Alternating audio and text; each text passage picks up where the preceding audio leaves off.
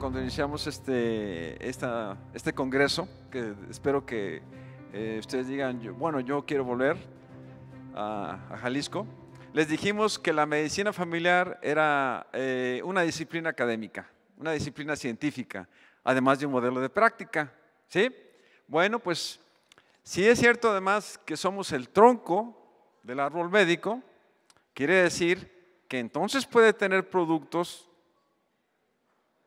que pueden sembrar las ramas. Vamos a ver, ¿sí? Este es el tema entonces del sufrimiento, el sufrimiento en la medicina, que dejamos de utilizar, de abordarlo, pero es el sufrimiento en general del ser humano.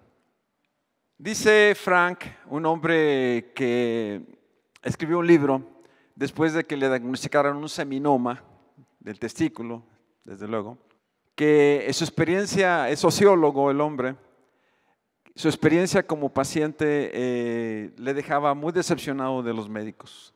Decía, el sufrimiento es la voz subversiva del discurso biomédico, no puede encajar con él. El sufrimiento, de hecho, es una palabra que difícilmente escucha uno en el ambiente médico, y menos habrá una cátedra o alguna una materia o algo relacionado con el sufrimiento. Y dice Frank, cuando estás sufriendo, te experimentas a ti mismo en la otra orilla, pero con un abismo en medio. Hay una distancia enorme, hay un caudal intransitable o un fondo que no alcanzas a ver. Y eso te separa de los demás. El sufrimiento es lo que no se puede decir, lo que no puedes poner en palabras. Y entonces aquí tenemos un primer problema que no va con las ideas de la psicología en general. Dicen, tienes que decir lo que te pasa, ponle nombre y exprésalo. Y a veces presionamos a la gente para decir, es que usted no expresa, es que por eso no se comunica. Es que la psicología también se guió por eso que llamamos el paradigma positivista, que todo tiene nombre, apellido, sustancia, tangibilidad, y no es así. El sufrimiento es muchas veces lo que no se puede decir. El sufrimiento requiere más que la simple ayuda. No es como yo te pongo la mano y crucemos la calle. Es mucho más complejo. Es lo que permanece oculto, ¿no? Lo que no se puede revelar. Los secretos de la familia. Y ahí está uno de los peligros de eso que se llama estudio de la salud familiar. Uno puede descubrir cosas que la gente no desea, no puede, que está impedida de comunicar. Es una pérdida el sufrimiento, fíjense, pero es una pérdida hoy o que anticipo que va a ocurrir, algo que todavía no ocurre, totalmente contrario a lo que es tangible, ¿no? Es la ausencia de lo que extrañamos y que es irrecuperable. ¿Cuántas veces nos podíamos haber puesto en el lugar de un anciano que añora y frecuentemente dice yo cuando tenía tu edad, etcétera? Es irrecuperable. Así la salud, ahora podemos entender cómo una lesión física que deforma la cara es tan tremendamente grave para una persona, lo que no puedes recuperar. Yo me tuve que adaptar a mi caída de pelo. Oh, bueno, ojalá las pérdidas fueran tan simples, ¿no? Es la ausencia de lo que extrañamos y que es irrecuperable, es la ausencia de lo que nunca será. Imagínense una mujer que nosotros le indicamos que hay que hacer una histerectomía y bueno, técnicamente todo estuvo correcto, pero no nos damos cuenta que para ella, ahora sí, nunca podrá ser lo que quiso. ¿Sí? Bueno, es la sensación de que algo irreparable ha ocurrido en nuestras vidas. ¿Sí? El sufrimiento no depende de una necesidad no cubierta, decía Frank. No estaba necesitado, estaba de luto, afligido por la vida que podría no vivir porque le diagnosticaron seminoma y tenía un niño pequeño y su matrimonio tenía pocos años. ¿Nos damos cuenta del afligimiento? Así que, ¿qué podía venir y que todavía no está, pero ¿qué puede venir para mi familia, para mi hijo, para mí? El sufrimiento se resiste a ser definido porque es la realidad de lo que no puede ser. Fíjense cómo estamos hablando de una serie de cosas que los poetas manejan todos los días, que los psicólogos entienden, bueno, los buenos psicólogos, pero que la medicina no está dispuesta a conocer porque no fue formada para entender lo subjetivo, ¿sí? Lo esencialmente humano. Y luego se va de esto en la educación médica porque desde los años 60 estudios de Sade y otros dijeron, es que está terriblemente difícil enseñarle eso a los estudiantes de medicina. Entonces, como es terriblemente difícil, aunque es indispensable, bueno, pues hay que otros lo hagan. El sufrimiento es la herida que no se cura. El sufrimiento es no tener control alguno sobre lo que ocurre. ¿Cuántas veces han escuchado a los psicólogos decir que el estrés, lo peor del estrés es que no lo puedes controlar? ¿Quién pudiera deshacerse de un jefe insoportable, no? Cuando no podemos controlar algo, es como si no le podemos bajar la temperatura al cuarto, estamos titiritando, pero bueno, hay un guardia ahí armado que nos impide manejar el control. O sea, sí, entonces entendamos, la gente no tiene control sobre, por ejemplo, los adictos, ¿no? O los dependientes a los fármacos, no pueden. Es algo terrible, ¿sí? Entonces, la enfermedad no es en sí misma el sufrimiento. Yo empecé a aprender cuando hace muchos años tuve una paciente en fase terminal con cáncer avanzado que venía en silla de ruedas con sus hijos acompañándola y era una de las personas más optimistas que he podido ver. Me quedé pasmado, ¿no? Está muriendo con osteoporosis, no podía caminar por las lesiones de la osteoporótica, de metástasis de las vértebras y sin embargo la señora estaba contenta. Porque acababa de ver a una paciente yo que tenía fibromialgia que estaba terriblemente mal, con enorme depresión, etcétera, pero no, ustedes saben que no hay una patología detectable. Entonces, resultó que no es la enfermedad, son otras cosas. Dice Frank, temía a los profesionales que me veían como un objeto que sufre. La lástima es de lo más terrible. Yo preferiría que estuvieran en silencio ante lo que nada podían decir. Entonces, aquello de que tienes que prepararte para decir tal o cual cosa es uno de los grandes errores. Más de alguna vez lo que podemos hacer es simplemente ser testigos de una situación que realmente nos embarga. Es como un profundo respeto. Y eso es lo que decía Frank. Sufrí al ser atendido por médicos para quienes yo tan solo era una parte de su jornada laboral. El paciente número X. ¿Sí? Me trataron como cuando voy al banco a renovar mi licencia de conducir. En cualquier ventanilla te pueden atender, algo que se parece a algunas cosas que ocurren en las instituciones. Pero cuando yo estoy sufriendo, este trato convierte mi sufrimiento en algo que no encaja. Todo trato con pacientes afecta el curso de la evolución. Fíjense lo que dice Frank. Vino una técnica de laboratorio a mi cuarto y me dijo, después de tomarme sangre, dice, acuérdate de una cosa, todo aquel que te toca afecta tu curación. Y no solamente se refería al toque físico. Entonces, esa es la delicadísima labor que tenemos los médicos. Cada paciente con el que dialogamos, platicamos, escuchamos, los tocamos. Y querámoslo o no, como dice el método clínico centrado en el paciente, como ha dicho McWhinney, somos parte del pronóstico del paciente, para bien o para mal. No podemos escapar de eso, es una responsabilidad permanente en la medicina. Entonces dice, ahora sé que la forma como tocas a tus pacientes afecta tanto la curación como a ti. Y esta es la cuestión que no nos enseñan cuando entramos a la escuela de medicina. Vas a entrar a un lugar donde las emociones y los sentimientos son tremendamente poderosos y tú, aunque creas que los resistes y que no los atiendes, ¿saben qué dice la neurociencia? Que los médicos más viejos son más insensibles, pero su cuerpo lleva la cuenta, fíjense, se les eleva. Esos clínicos que parece que todo ven bien, tranquilo, aunque los pacientes están muriendo aquí y allá, ¿saben qué?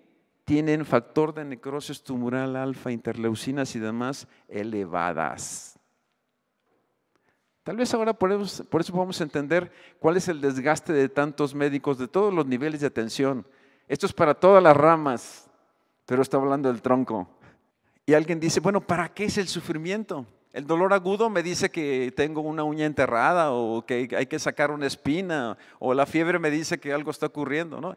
Y el sufrimiento crónico, ¿para qué sirve? Nos quiere enseñar algo. Quien sufre tiene algo para enseñar. Esa es la oportunidad de los médicos familiares. ¿Qué nos puede enseñar esta persona que sufre? Enseña, por ejemplo, que hay una soledad que busca comunidad. Por eso muchos de estos pacientes se benefician de los grupos orientados, de otros iguales, ¿sí? ¿Cómo los médicos familiares podemos aprender del sufrimiento de otros? Se lo pregunta McWhinney. Dice, esto es textual de McWhinney. Al comenzar la consulta se ve al paciente como un todo, antes que cualquier atención al detalle. El encuentro es un compromiso emocional, quérase o no, entre médico y paciente. La atención del médico debe enfocarse en el paciente y su compasión por él. Debe ser una comprensión imaginativa de toda la situación del paciente. Todo está en la subjetividad. Saben que está perfectamente demostrado hace muchos años que los pacientes en los primeros 5 o 6 segundos del entrar entienden cuál es el estado de ánimo del paciente. Me acuerdo de un artículo canadiense donde el médico le dice a un paciente, bueno, ¿tú sabes cómo me siento yo? Era un paciente adicto. Dice, sí, ya lo vi, hoy está más enojado que en otros días, está desesperado y yo ya vi que hoy no quiere escucharme. O sea, si alguien cree que entonces los pacientes no nos evalúan a nosotros, es que entonces empezamos a darnos cuenta que se nos olvidó la humanidad. Todo el tiempo evaluamos a los seres humanos con los cuales cruzamos, porque de eso depende la sobrevivencia. Están los genes en la estructura, en el desarrollo. Todo el tiempo estamos evaluados y evaluando y siendo evaluados. Hay que tener destrezas empáticas fundamentales. La capacidad de empatía corporal, probablemente no habían escuchado eso. Empatía corporal es fundamental para el médico de familia. Es una vía para la comprensión de las emociones y la experiencia corporal del otro. Y saben que este concepto teórico yo lo pude corroborar en el trabajo que tengo de investigación de 2 años y medio con los residentes. Nuestro cuerpo, ¿se acuerdan de las famosas neuronas en espejo? Que ahora ya son conocimiento popular. Bueno, pues están en todas partes y somos capaces de sentir el sufrimiento, el dolor, el escalofrío, la inquietud que está sintiendo el otro. De hecho, los médicos más sensibles hay que enseñarlos para que equilibren esta sensación con ecuanimidad, porque de otra manera se desgastan profundamente porque sienten mucho. Tratamos a diario con pacientes que tienen miedo a la pérdida. Pérdida de función por la enfermedad, por el envejecimiento, pérdida por el estigma de la enfermedad, pérdida del empleo, de amigos, de familiares, de la propia vida. ¿Sí? Una consulta que parece tratarse de un síntoma menor puede significar para el paciente un indicador de una enfermedad grave. Y este es uno de los problemas, como no entendemos o preguntamos sobre los significados, damos por seguro que un paciente que tiene un síntoma menor no está preocupado por una pérdida mayor. Entenderlo y dar una buena explicación causa un alivio enorme. La gente dice, qué bueno, no tengo ningún problema. En el centro del significado está la posibilidad o la inevitabilidad de la pérdida. En muchos de los casos esto está ocurriendo. Y si no entendemos qué son los significados, si nunca preguntamos por ellos, pues pasa desapercibido. Pero cada paciente que va a la consulta tiene no solo un significado, sino lo que llamamos una agenda personal, un objetivo. Creo que se puede deducir que el médico familiar necesita una educación especial. No puede ser educado como el resto de los especialistas porque los demás tienen muchas ventajas. Ven al paciente en el hospital por un tiempo y no lo ven una y otra vez, tenga lo que tenga. Nosotros siempre vamos a ver a los pacientes con otra cosa. ¿Qué hay que entrenarse? Hay que saber enfrentar el sufrimiento semana tras semana. porque algunos le llaman consulta eterna. ¿Lo han escuchado? No les está diciendo que en realidad es lo que estamos sintiendo, pero nadie nos ha dicho sí, eso ocurre y hay que entrenarse porque es eterno. Mientras seamos médicos esto va a ser. Por eso yo lo que quiero es el quirófano, o porque algunos porque se hacen anestesiólogos, porque bueno, duermen al paciente y así no les platica nada. Entonces obviamente tenemos tentación de evadirnos, yo no quiero esto, yo quiero cambiar de consultorio, sí, pero cuando cambias de consultorio vas a empezar con la misma historia en el siguiente consultorio. Sin embargo, sin compasión genuina no hay alivio del sufrimiento. Entonces, ahí viene el asunto, parece que la compasión hay que aprenderla, a manejarla. Debemos tener claro que hacemos un servicio al otro, no a nuestro ego. De verdad, la medicina es diferente a la milicia. Es diferente a la ingeniería, es diferente, bueno, es muy parecida a ser profesor de cualquier nivel educativo. Es una especie como de combinación de papá, mamá, con muchas responsabilidades de hermano, etcétera, etcétera, coordinador, no sé, ¿sí? Debemos tener claro que hacemos este servicio. El autoconocimiento y la contratransferencia son cosas que tenemos que entrenar.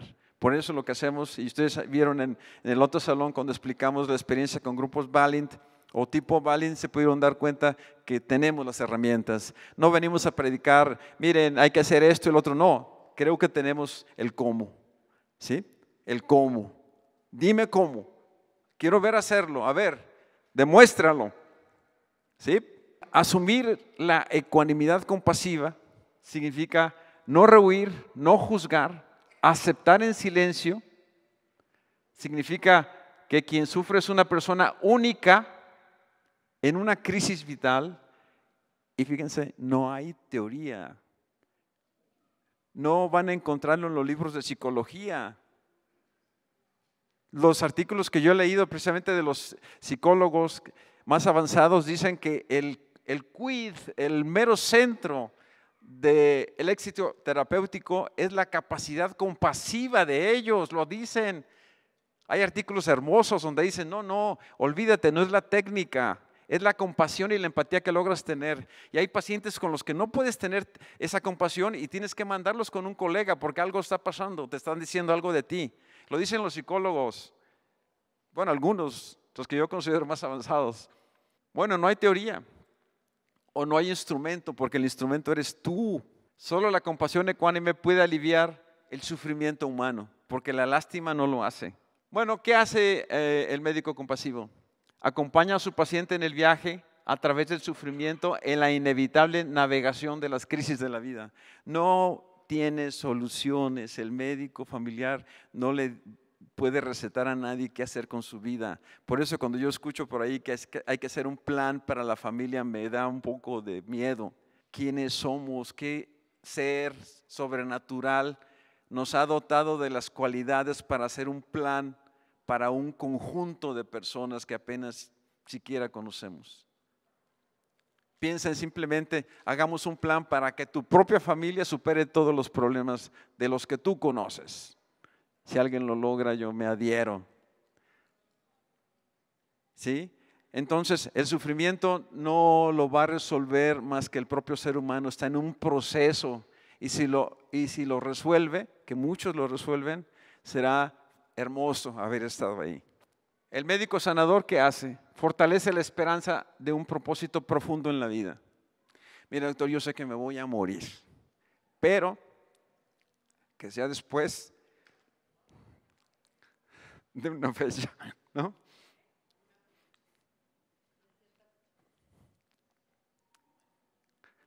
Un punto.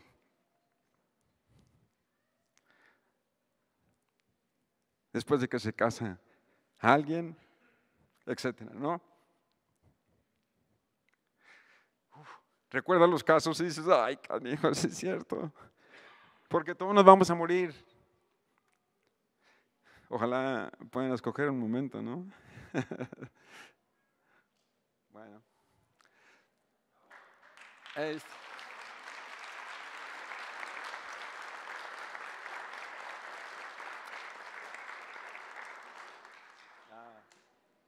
No he logrado ser ecuánime y compasivo toda la vida. Bueno, los pacientes tienen muchas esperanzas que no necesariamente son curarse, son llegar a un momento, conocer a alguien, esperar a una persona. Yo recuerdo a una paciente que le daba de comer a su hijo a un retrato. Le daba de comer a un retrato.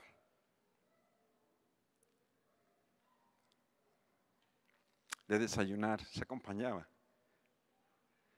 con su hijo. Duro, ¿no? La verdad. Sí. Bueno, los pacientes, por ejemplo, los que tienen cáncer, no quieren que les digas los pacientes de cáncer, no, le dices usted, su cáncer. No quieren hablar de teorías generales, quieren saber de usted, ¿sí? Y he encontrado oncólogos, el otro día vino uno a ver si podíamos congeniar y compartir, hubo cosas que compartimos. Y él decía que los pacientes muchas veces buscan que tú les des como la opción de que jamás los vas a abandonar y que vas a ayudarles a que cumplan una meta que tienen. Y con eso es suficiente. ¿Sí?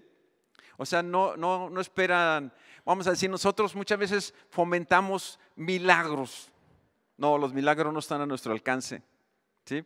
Bueno, el médico ayuda a su paciente a encontrar un camino en ese purgatorio, lo acompaña hasta donde se puede.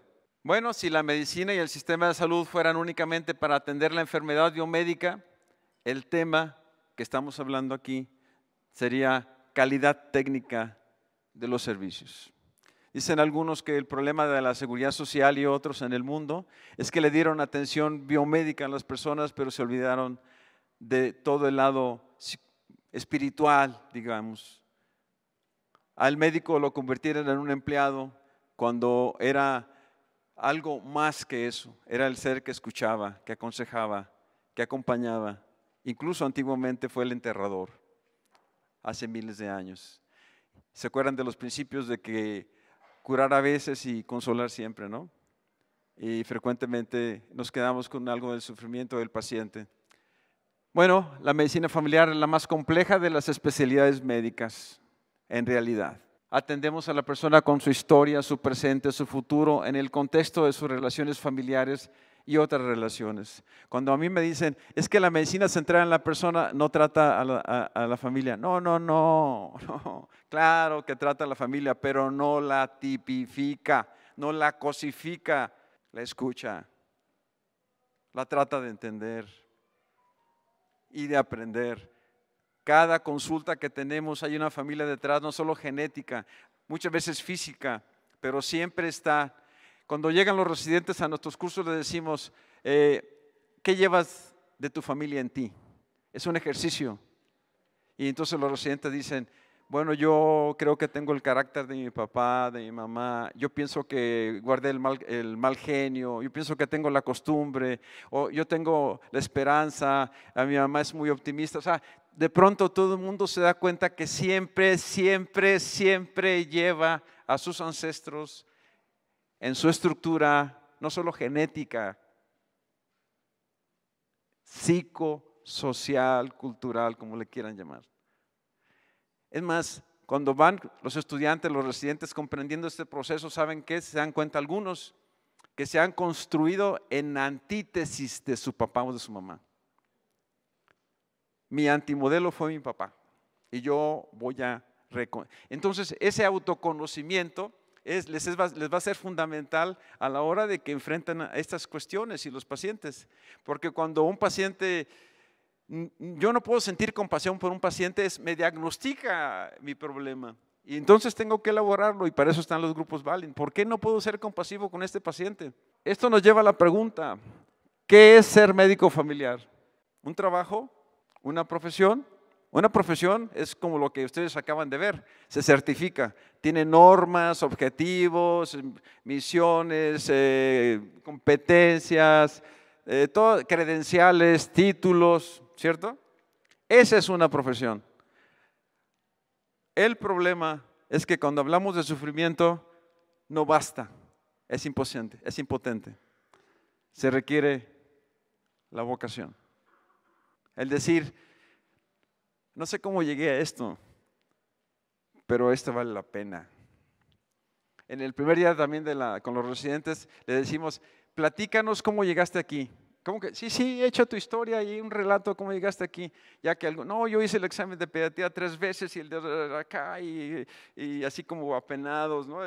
No, que yo reprobé el de acá y que yo salí hace 7 años. Ok, muy bien, ya, ok. Ya llegamos aquí. ¿Quieren que les diga cómo llegué aquí? Pues yo, ok. Muy bien. Ya estamos aquí. Hay que seguir, ¿no? No importa cómo llegamos aquí. Lo importante es que estamos aquí y esto es realmente enriquecedor si tú quieres ser un ser humano que digas, valió la pena lo que yo hice. ¿Sí? Si no te gusta, es muy, muy valedero que digas, me voy a otra cosa, pero sin vocación tienes un grave riesgo de terminar destrozado física y mentalmente en una labor muy compleja donde no solamente son los casos, es la política. Ayer, por ejemplo, se decía la reducción del presupuesto, ¿sí? La burocracia absurda, la falta de un montón de cosas es real. ¿Pero ustedes creen que el trabajo de un soldado es cómodo?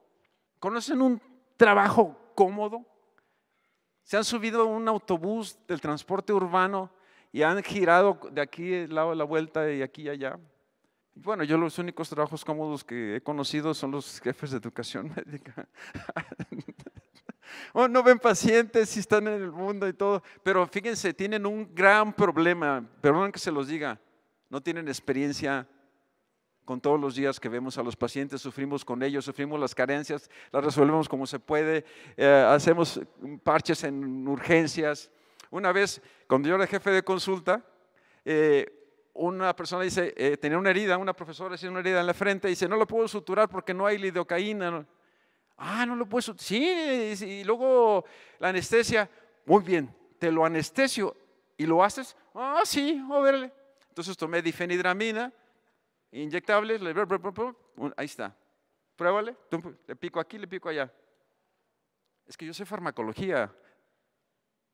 No lo vas a usar como anestésico, pero la difenidramina, en ese antihistamínico viejo y demás que se usaba para acá, tiene un poder anestésico. Y si te platico todos los medicamentos que tienen algo que ver con poder anestésico, te irritaría y te da la lata. Pero es que hay que aprender. Tienes que ser técnicamente capaz, competente. Y pues lo tuvo que suturar. Cuando yo estaba haciendo esta presentación, que aparece un artículo publicado por Médicos Familiares en estos días. Mira qué interesante. Ellos están proponiendo una manera esquemática de que podamos entender cuáles son los puntos por los cuales un ser humano puede sufrir. Y la ven, las imágenes dicen muchas cosas, ¿no? Bueno, esta imagen dice que uno puede sufrir por problemas biomédicos, como los síntomas, las funciones. Obviamente alguien obstruido de la tráquea, pues no está feliz, ¿verdad? ¿Sí? Funciones y síntomas biomédicos.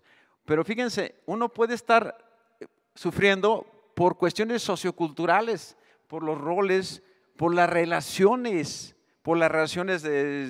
conyugales, por las relaciones con los hijos, por las relaciones con el trabajo, etcétera. Alguien puede estar sufriendo por la cuestión existencial, por su visión del mundo. Es que esto no tiene sentido, es que es horrible, se va a acabar el planeta, etcétera, etcétera, ¿no? Y alguien puede estar sufriendo por razones psicológicas, digamos, personales, ¿no? Por las emociones que no puede controlar, que no tiene educadas, ¿sí? Por los pensamientos, ¿no? Este esquema entonces nos ayudaría a pensar y vean cuál es el contexto. ¿Cuál es el contexto en el que puede ocurrir esto? La ansiedad, la amenaza, la pérdida, la desesperación y el aislamiento. Entonces uno podría tener una idea a través de este esquema de que el sufrimiento es mucho más que la enfermedad. Las relaciones sufren, pero las relaciones fortalecen. la buena noticia de esto es que un médico familiar que es capaz de escuchar, de verdad, alivia. Verdaderamente. Y alivia físicamente también. ¿Sí? Y puede ayudar a aliviar relaciones. Más de alguna vez yo he tratado pacientes niños que se enferman mucho porque sus papás se están divorciando y pido una reunión familiar sin tener que andar haciendo eso.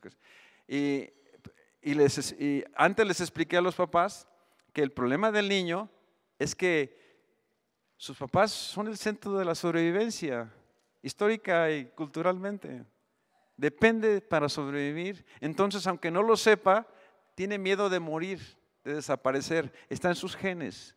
Entonces, lo primero que hay que hacer es estar tranquilos y no estarse peleando por él y asegurarle que ninguno de los dos va jamás a dejar de ser su padre y su madre. ¿Sí? Les voy a platicar un ejercicio que hicimos en un caso. Estando papá, mamá y el niño que se enfermaba constantemente de la garganta, que habían mandado otorrino, tenía cultivos, etcétera, un montón de cosas. De esos que se quejan y que se lo mandan al jefe de consulta porque el director dice, oye, ya se quejaron en la delegación. Entonces ya entendí la cosa, les había platicado a los papás y le dije que entrara el niño. Entonces le dije, a veces uno cuando es niño, chiquito, uno siente que ya no va a volver a ver a su papá. Y uno se angustia mucho. Y yo no quisiera abrazarlo. Y el chiquillo saltó y abrazó a su papá. Así. Entonces, con esa demostración, ellos tuvieron claro, absolutamente claro, qué es lo que tenían que hacer. No que se unieran, que permanecieran unidos, sino que le dieran seguridad a su hijo. ¿Sí? No hubo necesidad de ningún medicamento, bajaron las antihistamínicas, etcétera, etcétera. El niño se curó completamente y lo seguí viendo durante meses después. ¿Sí? No es un estudio de la salud familiar, que les digo. Es esa capacidad de entrenamiento. Y claro, me recuerda que yo no tuve papá, ¿no? Que no estaba. Y que tardas mucho en darte cuenta por qué, cómo te pega, ¿no? ¿Sale? Bueno, la ecuanimidad compasiva se puede enseñar. Ser testigo del sufrimiento con esta ecuanimidad, demostrar empatía, calidez y autenticidad, son habilidades clínicas que se pueden enseñar. Aquí están las citas. La apertura a la experiencia del sufrimiento del paciente requiere tolerancia a la vulnerabilidad emocional. Somos seres que sentimos, que sufrimos, que lloramos. No somos supermanes, jamás. ¿Sí? Y esto se puede entrenar. Y ese es todo el cuento. Lo difícil es tener un grupo Valiant donde uno pueda llorar, gritar, manifestarse las cosas libre totalmente, en un acto de confidencialidad plena y seguir así. Llegas a casa mucho más relajado y entonces todo funciona mejor. Y de verdad esa fue toda la historia. Muchas gracias. Muchas gracias, doctor.